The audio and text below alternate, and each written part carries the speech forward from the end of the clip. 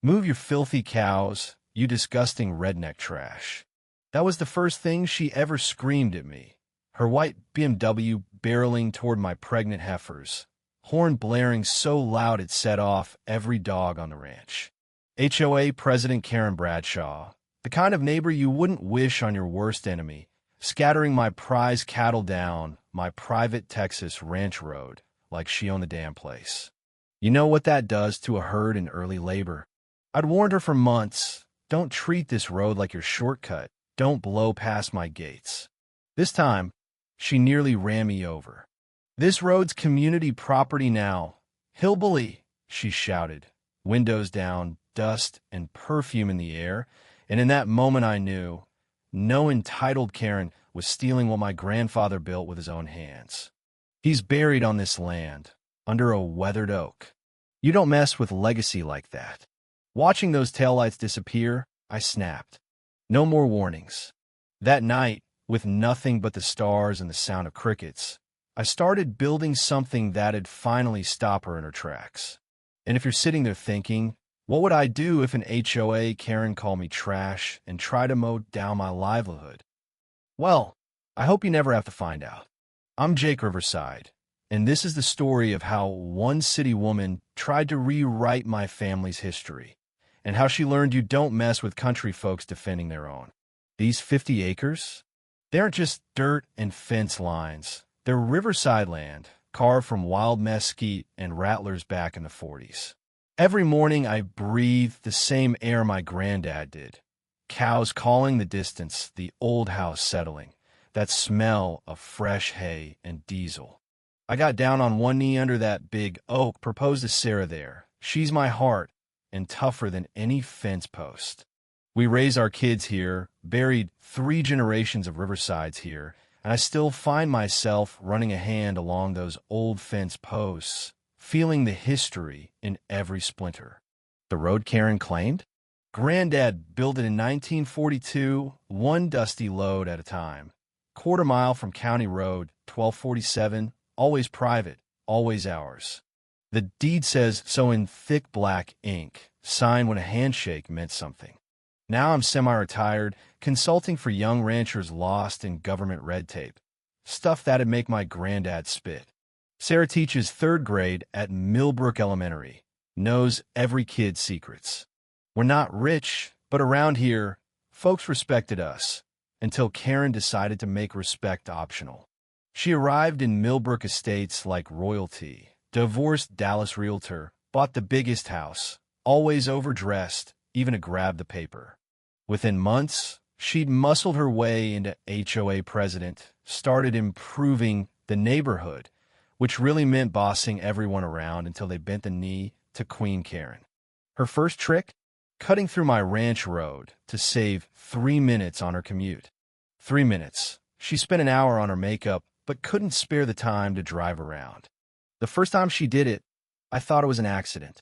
The second time, I went out, polite as pie, told her this was private land.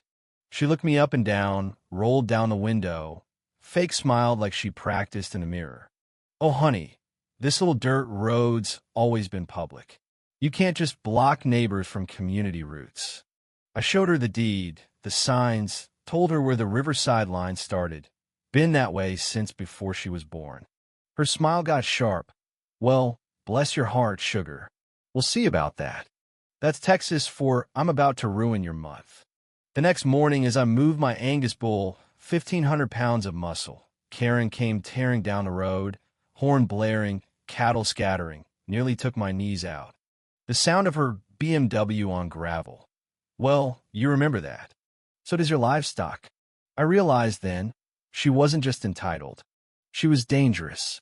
3 days later, while I was fixing fence, thanks to her BMW scare, a process server showed up, sweating in a cheap suit. You've been served. Karen's Dallas lawyers. Pages and pages about public easement and prescriptive rights, threatening to sue me for everything if I didn't open my road. They figured I'd cave. Most do.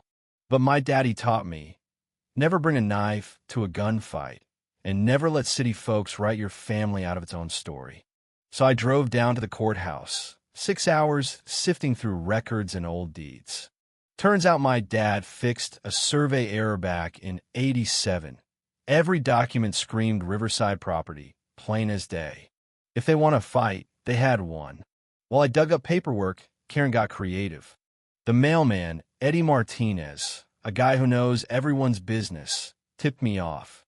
"Jake, your HOA princess is telling buyers she can give exclusive ranch road access. Overheard her myself. She's selling your property as an amenity." Suddenly it all made sense. She wasn't cutting through for convenience. She was building her real estate empire, using my land as bait. I started documenting security cameras, timestamps, logs, certified mail to Karen and the HOA. "Stay off my land, or I'll prosecute." She responded by doubling down, driving through every day, bringing guests for the Texas ranch experience, filing noise complaint about my cows, reporting my consulting work as illegal. She was trying to bury me in red tape. Sarah and I watched the sun go down, cicadas and distant cows the only sound. "She's not stopping," Sarah said, eyes sharp. "Neither am I," I answered, feeling something old and stubborn settle in my bones. Karen's attacks got personal, coming through at dawn, scattering the herd, leaving gates open so cattle wandered on county roads. One heifer in a pickup at 60 would have bankrupted me. Then came the insurance threat. Adjusters saying my semi-public road required $800 a month in extra coverage. Karen was squeezing me, hoping I'd snap. Deputy Martinez shrugged when I tried for criminal charges. Need more than driving violations. So I documented everything. 47 incidents, thick case file. Then Betty Coleman at the courthouse whispered the twist. Karen's got connections. Her ex-husband's a Dallas councilman. She's got the commissioner on speed dial. Suddenly, this was about power, not just property.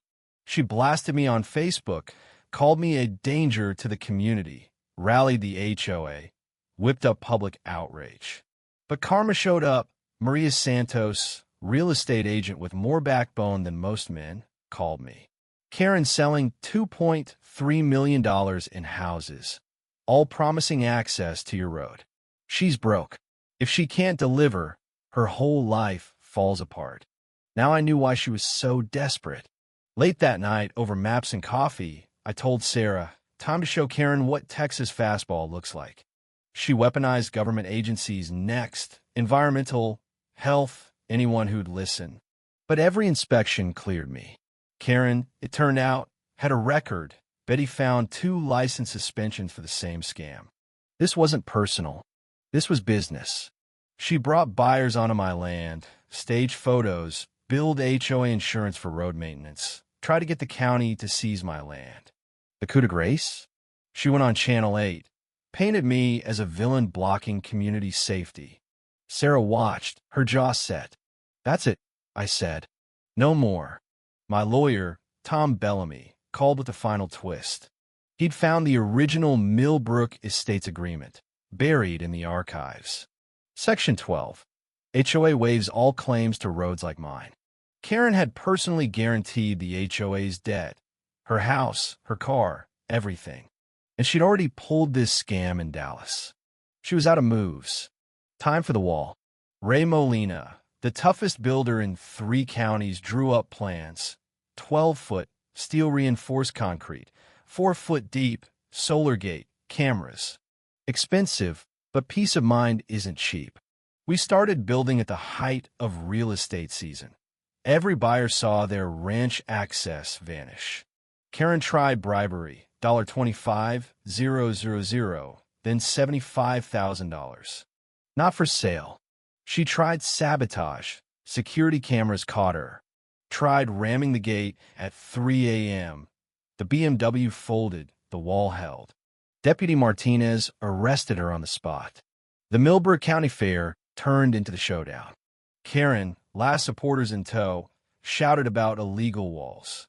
I stepped up, calm as sunrise, handed deeds and evidence to the media. Her own buyers confronted her, fraud exposed. Real estate commission suspended her license on camera. Deputy Martinez cuffed her for trespass, fraud, property damage. Karen's perp walk past my wall was justice, Texas style. Channel 8 asked, regrets? I looked at my wall. Only regret is not building it sooner. Property rights are the foundation of everything we build. The crowd cheered, and for the first time in months, I felt peace settle in my chest. 6 months later, Karen was gone. Probation, restitution, restraining order, house sold a loss. New HOA president respected the law. We hosted a barbecue, city folks and country folks laughing together. Ray's company started selling BMW-proof ranch walls. My insurance dropped. My cattle calmed. Sarah's roses bloomed. But the biggest change? We set up the Millbrook Ranch Education Fund, scholarships for rural kids. Even old HOA foes chipped in once the truth came out. Our story turned into a lesson for ranchers and city people alike. Defend what's yours. Document everything. Never surrender to bullies, no matter how well-dressed. And now, with coffee on my porch, Sarah beside me, the wall standing tall, I know peace. No more Karens, no more drama, just Texas sunrise, cattle, and a family legacy safe for another generation. So let me ask you, where's the line between standing up for what's yours and starting a war? Would you have fought back? Drop your story, your craziest neighbor or HOA run-in. Right here, let's see where justice lands for you.